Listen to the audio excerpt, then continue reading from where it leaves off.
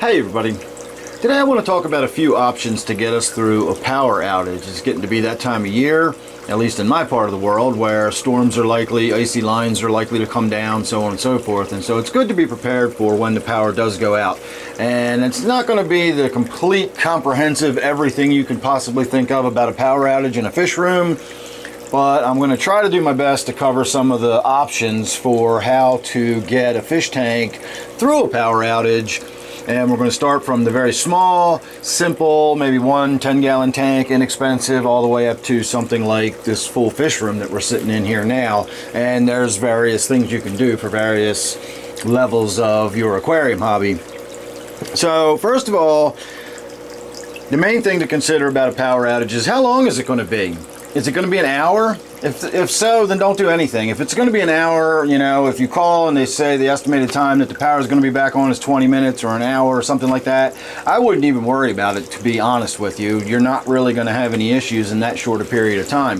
If it's going to be several hours, then we have to start thinking about what we need to do to keep our aquarium from becoming stale and deoxygenated and everything else. So first of all, we can take lights and we can write them right out of the picture. We do not need to worry about getting lights turned back on or a power source to get our lights lit or anything like that. Fish will be fine in the dark. The main thing you need to worry about in the medium short term is circulation and gas exchange. You're also going to need eventually to worry about the nitrogen cycle, but that should be able to get accomplished with gas exchange and turning the water over. Ultimately, if the power is out long enough and your circumstances, time of year, etc., you may have to worry about heating the tank. So that gets a little more complicated because heating a tank can be very energy expensive. So we'll do that in a separate video. Today we're going to talk about how to get our tanks through a power outage in the water circulation gas exchange sort of sense. And so first of all, we've already covered the don't do anything approach. Just wait it out. You should be fine. The next level of approach would be manual. If you've got the time, if you've got the patience, and you can do it, you can take a glass of water or a pitcher and you can scoop water up out of the tank and pour it back in, and you can function as what's circulating the water around the tank. Because remember, that's the important thing we need to do. We need to keep that water circulating. You think about it like CPR for the tank. You got to keep that water circulating around so the oxygen depleted water at the bottom can move up to the top and get the gas exchange, and all that CO2 gets out and fresh oxygen gets in. And you can do that manually simply by scooping water up and pouring it into the tank. And you don't have to do this continually, but every so often, every 5-10 minutes or something, you're going to have to go back and keep that water circulating around fairly vigorously. Again, cheapest, most simplest option, but it is a bit labor intensive and you really need to be there with your tank the whole time, more or less. So the next level would be to purchase something along these lines. This particular brand is called Baby Bubbles, and it is a battery powered air stone that you can clip onto the side of your tank or sit next to your tank. And they make them from this size all the way up to these that take multiple D-cell batteries. I've got a whole box of these actually, because I once went through a power outage before I had anything more significant than this. And so you can see, even in a fish room with a box of these and enough batteries, that will be enough to keep air stones in your aquarium and keep the water circulating around, because that's really the critical thing we need to do, again, in the short term. The nitrogen cycle, that's going to depend largely on your tank. If you've got tanks like mine, then water circulation is enough, because there's enough bioactivity in the tank that the tank itself can handle the nitrogen cycle. If you've got a bare glass tank or a tank that's got less decorations in it, a little more sparsely populated, you may still have to rely on the biomaterial that's in your filter. So in your case, you're going to need to keep that filter running throughout this rather than simply relying on an air stone. And if you're going to rely on your filter running, there's more than one way we can do that too. And you can start by getting a simple battery and a very inexpensive little inverter. So what a battery and an inverter is, I've got a very small inverter right here. This is meant to be plugged into your 12-volt battery in your car, but you can get these with alligator clips on them, and you can just clip them right to the terminals on a battery. And you can see it just has a little plug in the end, little USB ports there, and this is the other way around from those little square boxes you plug into the wall to power your DC devices. This is something that gets plugged into a DC battery that allows you to power AC devices. So you can get a little tiny lithium-ion battery like that, which is only 6 amp hours, but would keep a 10-gallon tank and a simple hang on the back filter running for a day probably. I don't know, I'd have to work out the math to get the details, but a little tiny 6 amp hour battery like this would keep that tank running for a very long time if you had just a simple 10-gallon tank, or maybe if you had a few tanks and you wanted to get a small battery and one of those little inverters, and then you could run a big air pump, you know, to cut down on how much electricity you use, and you can just run multiple lines into several different tanks. So again, there's options, there's different ways to do it, but keeping the water circulating and keeping that gas exchange happening is what we need to focus on. So whether you can do that by running a power head in your tank off of a battery, you can run the filter, but think about how long is this going to last? Am I going to be able to recharge this battery when the battery starts running low if this power outage goes on that long? You know, what are my options ultimately going to be here? So if you've got more than one tank or multiple larger tanks, you can get yourself a power inverter that is about this size. This little power inverter is for 150 watts, and I probably wouldn't even really run 150 watts through it. Doesn't really have a whole lot of safety backups or anything. It'll just start cutting out when you get near its limit. And so again, those are very small for a very simple little setup in a little 10-gallon tank. If you got to run some serious filters, or you got a couple of you know, big canister filters, and you got some heaters you need to run or something, you're really going to use some serious electrical draw, you can get a power inverter that's this size. This costs about $80. It's an 1100 watt power inverter, and you can see it's got multiple plugs on there, but this also has a digital readout. It tells you how much juice you're drawing. It has alarms that go off if you're getting close to maximum draw. If you unwind all this cord, you can be in the other room and it's got an on-off switch. You can, you know, respond to alarms that are going off on it. It lets you know when your battery's running low.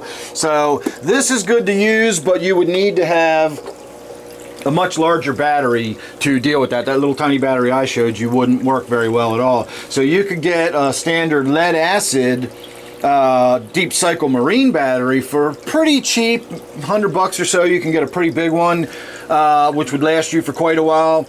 But if you've already got, and I mean this literally, if you've already got one of these 100 amp hour lithium ion batteries, that's what this is. I know you can't see the brand name on it, but this is an inexpensive lithium ion battery that would run, you know, a 55-gallon tank for days off of this battery. But they're $1,000 batteries. So if you've already got one for your fishing boat, or you use it for some other reason, then buying one of those power inverters that I just showed you, one of these expensive power inverters, these $80 power inverters, that would be worth it if you've already got a big powerful lithium ion battery, if you've got a battery bank or something like that. That you can use that for. If you're going to go out and spend the money to get a large battery to power several tanks, at that point I would say just to buy one of those, they call them indoor generators sometimes. I think it's a really bad name for them. It's very misleading. They're not generators at all. They're just battery banks, but they come pre-made. You've already got your 1,000 or your 100 amp hour lithium ion battery in there. It's also got the inverter, you know, it's got all the switches and dials, tells you all your power output and all that kind of stuff. You just plug right into it, turn it on. They're really nice. They're a little more expensive than if you bought all the pieces yourself, but it's totally worth it. So that's why I say if you've already got one of these $1,000 lithium ion batteries for your boat or whatever, then just go ahead and get yourself an inverter and you can use it. But if you're starting from scratch and you really want to have a battery backup that's going to be a significant battery backup that would power a fish room for a while, don't waste your money on buying separate parts and all that. Just buy one of those nice indoor generators. Sometimes they're called silent generators or whatever, but they are just simple battery banks.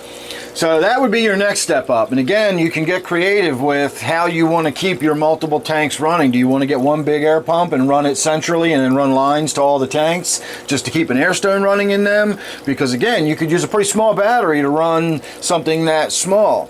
Again, heat is a different story. If you've got large, I would recommend heating the whole room with space heaters. If you've got a really small tank, you know, like a 10-gallon tank or something like that, and you've only got one little 50-watt heater on it. But remember, a 50-watt heater, and you're already going to be pushing this little system, you know, with these two little things, already getting in a 10-gallon tank. That little 50-watt heater is probably already going to start pushing this thing to its limit.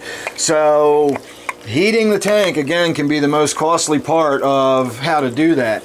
There's options with warming water over candles and then pouring the warm water in the tank. You can wrap your tanks in insulation to reduce how quickly they cool down, etc. But I got a few different space heaters that I like and serve different functions and purposes, so we'll do a whole space heater video in the future. Today we're talking about tank circulation and all that.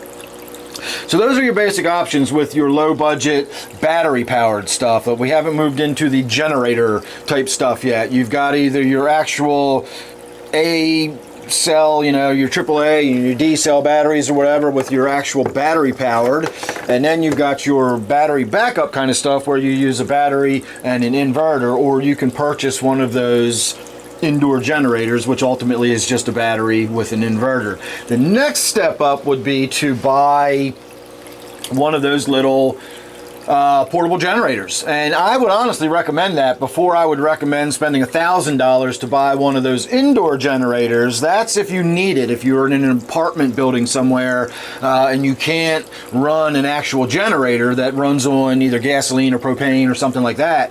But if you can, if you've got a balcony, if you've got a front doorstep where you can put this thing outside, if you've got a window that you can build a bracket outside and mount this outside your window and run the cords back in, then you can get yourself a nice little generator that would run a whole fish room like this, as long as you've got gasoline or propane or whatever to keep it full.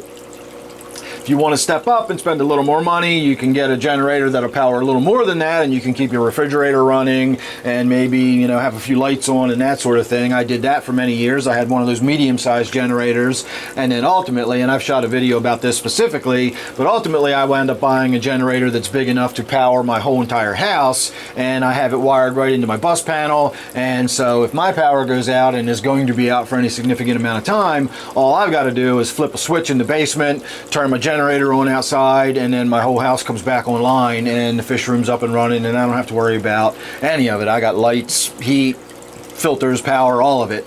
But remember, keeping the water circulating, that's our key function. The temperature is going to take a long time before that temperature starts coming down. Of course, the smaller the tank is, the faster it'll cool down. Obviously, the more mass there is, the more volume of water you have, the longer it'll stay warm.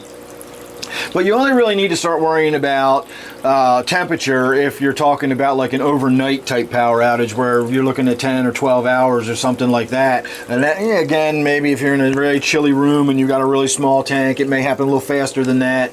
But for the most part, that's not something you're going to need to worry about unless you're talking about like we're having a really bad, it's going to be 3 days before we get the heat back on, or, you know, that kind of power outage. And they do happen. That's why I wound up getting a generator. Our power was out for 3 days. My wife was just on the cusp of going to a hotel.